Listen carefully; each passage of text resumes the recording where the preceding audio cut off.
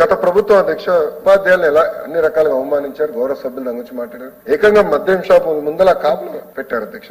అంతేకాకుండా గౌరవ ఉపాధ్యాయులు ఎప్పుడైనా బయటకు వచ్చి మాట్లాడాలనుకుంటే వాళ్ళని గత ప్రభుత్వం హౌస్ అరెస్ట్ చేసింది, బంధించింది, కేసులు కూడా పెట్టింది. గౌరవ హోంమంత్రి గారు ఇక్కడ ఉన్నారు అధ్యక్ష. మంత్రి గారితో నేను అనేక మార్లు డిస్కస్ చేశాను. గతంలో పెట్టిన కేసులన్నీ కూడా తీపిచ్చే బాధ్యత మేము తీసుకుంటాం. దానికి మన ప్రభుత్వం కట్టుబడి ఉంది.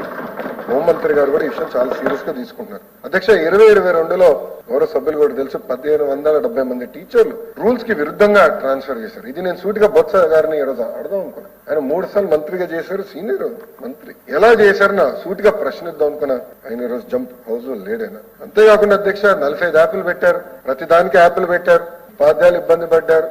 ఉపాధ్యాయులు నాకు చెప్పారు అధ్యక్ష టాయిలెట్ క్లీనింగ్ దగ్గర మటుకు యాప్ తీయేసాం అంటే ఎలాంటి డౌట్ లేదు. మిగతా యాప్లు భారం తగ్గించాలి, దాంట్లో ఎలాంటి సెకండ్ థాట్ లేదు. సింగిల్ ప్లాట్ఫామ్ తీసుకొస్తున్నాం. సో ఉపాధ్యాయులు చేయాల్సింది ఏంటి, హెడ్ మాస్టర్ గారు చేయాల్సింది ఏంటి, డిఓ గారు ఏం చేయాలి, ఎంఈఓ గారు ఏం చేయాలి, చాలా స్పష్టంగా చాలా తేలిగ్గా ఈజీగా ఏర్పాటు చేయకపోతున్నాం.